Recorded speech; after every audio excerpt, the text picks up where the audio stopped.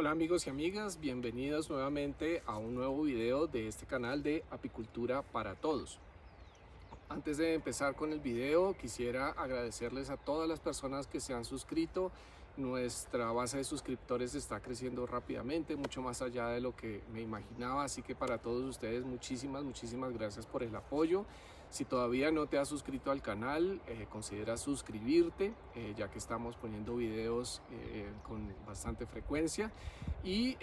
dale un like al video si te gustan este tipo de contenidos y compártelo en tus redes sociales, envíaselo como mensaje de texto a quien tú creas que le puede ser útil. Adicionalmente te dejo en la descripción, te dejo los links a nuestros cursos 100% virtuales en caso de que alguno de ellos pueda ser de tu interés. Y también te dejo el link de nuestro libro gratuito, los 9 errores más comunes en la apicultura y cómo evitarlos, de tal manera que lo puedes descargar y tenerlo en cualquier dispositivo de forma totalmente gratuita. Entonces, muchísimas gracias por el apoyo y ahora sí comencemos con el video. Bueno, este es un tema que ya he discutido en otros ámbitos y es a lo que yo he llamado la falacia del comportamiento higiénico. Y esto es un tema que yo sé que es un poco polémico, pero pues siguiendo un poco la temática de otros videos que he hecho, pues quiero transmitir información con base científica, de tal manera que tú como apicultor no te dejes engañar cuando escuches de alguna persona algún criterio que de pronto no corresponda, o como lo mencioné en algún otro video, en algunas páginas que no son revisadas por pares y a veces no tienen un contenido muy certero. Bueno, el comportamiento higiénico es un comportamiento de las abejas Apis mellifera que, digamos, busca que estas abejas puedan detectar alguna, sobre todo en el estado de pupa, pueda detectar alguna afección de esta pupa, sea por el ácaro varroa o por alguna otra enfermedad, y removerla y quitarla de la colmena. Primero que todo, y como esto ha sido un poco direccionado hacia el ácaro varroa destructor, lo primero que tengo que mencionar es que el ácaro varroa destructor no es un ácaro de las abejas Apis mellifera. Nuestras abejas Apis mellifera, que son con las que trabajamos en la apicultura, digamos, alrededor del mundo, con algunas pocas excepciones, sobre todo en algunas partes de Asia, pues Apis mellifera es una abeja que no coevolucionó con el ácaro varroa. El ácaro varroa es un ácaro que sí coevolucionó con otra especie de apis, que es Apis cerana. Y Apis cerana desarrolló una serie de mecanismos para poder subsistir, sobrevivir con la presencia de este ácaro, ¿vale? Entonces, este ácaro, que no ha coevolucionado, ha estado presente en Apis mellifera, digamos, en la escala evolutiva por un periodo muy pequeño. Apis mellifera en su mayoría, en general, no ha desarrollado los mecanismos que le permitan tener a raya a la varroa. Y entonces, alrededor de digamos, de este problema, pues se ha hecho mucha investigación para saber si hay algún tipo de mecanismo que las abejas Apis mellifera estén usando para poder controlar la varroa. Y algo que se volvió muy famoso fue el comportamiento higiénico y el test del comportamiento higiénico. Y básicamente, como les mencionaba, este comportamiento higiénico es simplemente la detección por parte de las abejas adultas de una afección que está teniendo una pupa que ya está operculada, poder detectar eso, removerlo de tal manera que ayuda al control de algún tipo de dolencia que pueda tener la colmena, incluyendo a la varroa. ¿Por qué yo lo llamo la falacia del comportamiento higiénico? Resulta que Esto ha sido una práctica que se ha, digamos, cuando se empezó a investigar, digamos, se popularizó bastante rápido como un mecanismo para poder detectar a nivel genético algunas líneas de abejas que pudieran tener algún tipo de resistencia a la varroa, ¿vale? Y entonces, digamos, las primeras pruebas que se hacían con comportamiento higiénico eran unas pruebas donde, probablemente lo has visto en internet, en donde con un alfiler entomológico se hacía una perforación de las pupas operculadas en un área específica, normalmente 100 celdas. Se hacía esa perforación y se reintroducía ese cuadro en la colmena, y al día siguiente se evaluaba, digamos, cuál había sido el porcentaje de remoción de estas pupas que, pues, digamos, por la perforación que se había hecho con el alfiler entomológico, se habían matado, ¿vale? Digamos, si esto es algo que se popularizó, pero incluso los mismos investigadores que empezaron, digamos, con estas pruebas, rápidamente se dieron cuenta que esta prueba podía generar algunos falsos positivos. Y esto se da porque en el momento de hacer la perforación, yo estoy dañando físicamente la pupa, y al retirar el alfiler entomológico estoy también generando un extravasado de fluidos de hemolinfa de la abeja hacia el exterior, y al igual que estoy dañando, digamos, el opérculo de, digamos, de esta pupa. De tal manera que los falsos positivos se daban porque no necesariamente las abejas estaban detectando que estuviera algo ocurriendo dentro de esta celda, sino que estaban detectando el daño físico hacia el opérculo y digamos, detectando esa hemolinfa extravasada de las pupas que habían sido perforadas. De tal manera que no era una prueba muy exacta para poder detectar, en el caso de que una pupa hubiera muerto por cualquier razón, que la abeja la estuviera detectando de por sí, sino que estaba detectando era un daño físico en el opérculo y un extravasado de esta hemolinfa, y decía, aquí está pasando algo, y ahí es donde abrían la celda y retiraban esta pupa muerta, pero no porque estuvieran detectando un daño dentro de la pupa como tal. Por lo tanto, lo que pasaron a hacer en estas pruebas fue matar las pupas por congelamiento. Entonces cortaban un pedazo de panal, lo congelaban para matar las pupas sin, digamos, dañar el opérculo y sin dañar físicamente esta pupa. O con nitrógeno líquido, también en un área pues se llenaba un tubo con nitrógeno líquido, seguramente también lo habrás visto en algunos videos, para matar las pupas sin dañar el opérculo o dañar físicamente la pupa. Y estas pruebas eran un poco más exactas en la capacidad de detectar digamos, un daño dentro de la pupa y que las abejas la pudieran retirar.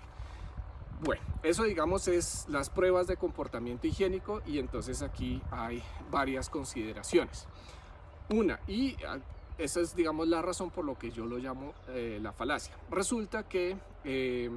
la defensa de las abejas Apis mellifera contra la varroa es múltiple, no es exclusiva del comportamiento higiénico. Entonces tenemos cosas, digamos, que son intrínsecas a las abejas y algunas que son extrínsecas y que, digamos, son intrínsecas a la varroa. Entonces, lo que es intrínseco a las abejas, perdón, Apis mellifera, es que efectivamente hay un componente de este comportamiento higiénico, pero hay cosas adicionales que las abejas han desarrollado para poder controlar de alguna manera la varroa. Y ahí incluimos los comportamientos de grooming y alogrooming, es decir, la limpieza física de las abejas adultas cuando alguna tiene una varroa en su cuerpo. por el proceso de limpieza y autolimpieza y halolimpieza, que sería grooming y halogrooming, pueden retirar estas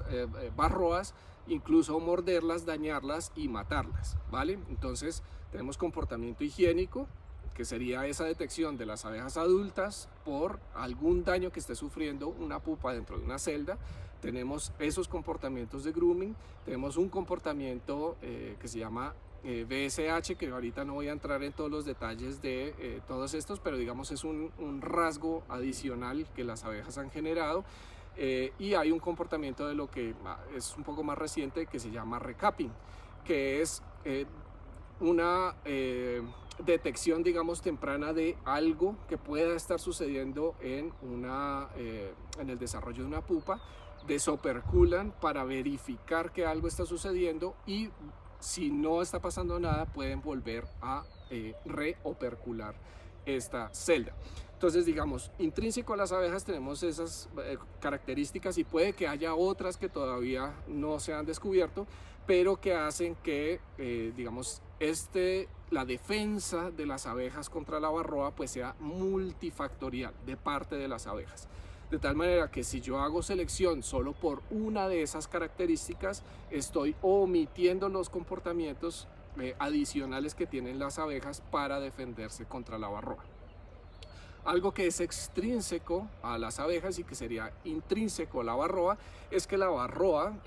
y básicamente por ser altamente endogámica, no hay una gran variabilidad genética en la población de varroa, porque es cuando una varroa, digamos la fundadora en una celda, pone sus huevos, el primer huevo que pone es el del macho, y ese macho se fecunda con las hermanas o fecunda a las hermanas, de tal manera que hay una alta tasa de endogamia y digamos hay algunos fallos en el sistema reproductivo de la varroa, y pues hay varias cosas como la fertilidad de la varroa y la capacidad de dejar más descendencia. Entonces hay unos factores intrínsecos también a la varroa, en donde la misma varroa falla en, digamos, en poder reproducirse de forma adecuada en algunos casos, y por lo tanto, digamos, esos factores de la varroa junto con los factores de defensa de las abejas pues hacen que esto sea un proceso muy complejo y muy dinámico, de tal manera que el reduccionismo a solo la selección por una característica pues hace que no sea de forma o digamos se obtengan los resultados que se quieren. Y aquí hay un resultado anecdótico, porque esto no está publicado, pero es un resultado que obtuvieron un grupo de investigación en el Reino Unido, y fue que empezaron a hacer selección, una presión de selección muy alta sobre colmenas que tuvieran un alto comportamiento higiénico.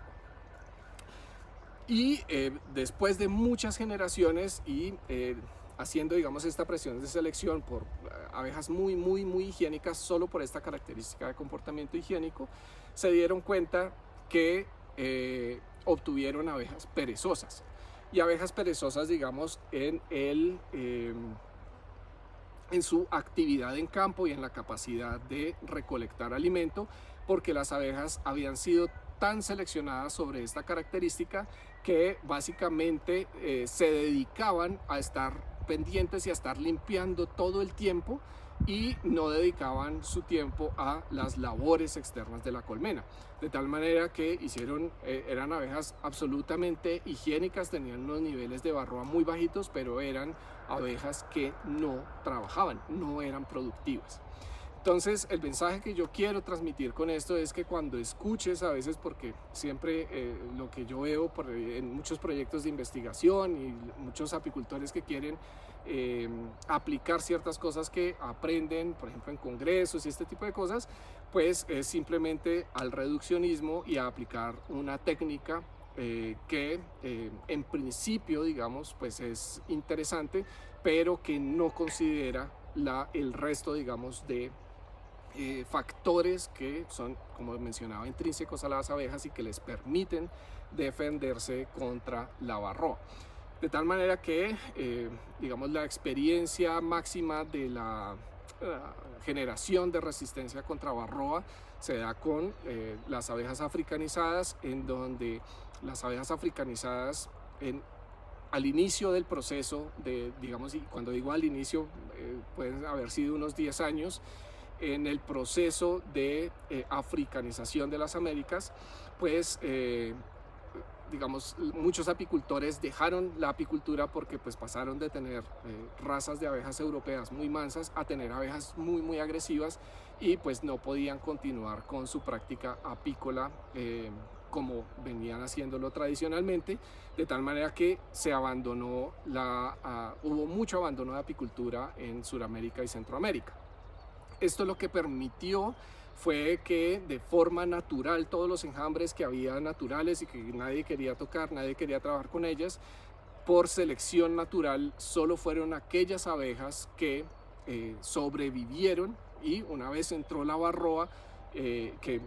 diseminó muchísimas colmenas, tanto manejadas como naturales, acabó básicamente con pues una gran cantidad de enjambres o colmenas, y junto con el abandono, digamos, de los apicultores porque no querían tocar estas abejas, pues de forma natural estas abejas, las que sobrevivieron, las que tenían los mecanismos adecuados para poder lidiar con la varroa, fueron las que finalmente sobrevivieron. Y una vez nosotros acá en Sudamérica y Centroamérica retomamos la apicultura con este tipo de abejas y aprendimos a manejarlas, pues ya teníamos unas abejas que tenían una resistencia natural a este parásito, y por lo tanto acá con abejas africanizadas no necesitamos hacer ningún tipo de tratamiento químico por la resistencia natural que tienen estas abejas. Bueno amigos, espero les haya gustado este video. Nuevamente considera suscribirte, darle un like, compartir, déjanos comentarios, preguntas. Leo todos los comentarios y preguntas y los respondo todos. Entonces muchísimas gracias nuevamente por haber llegado hasta aquí. Nos vemos en el próximo.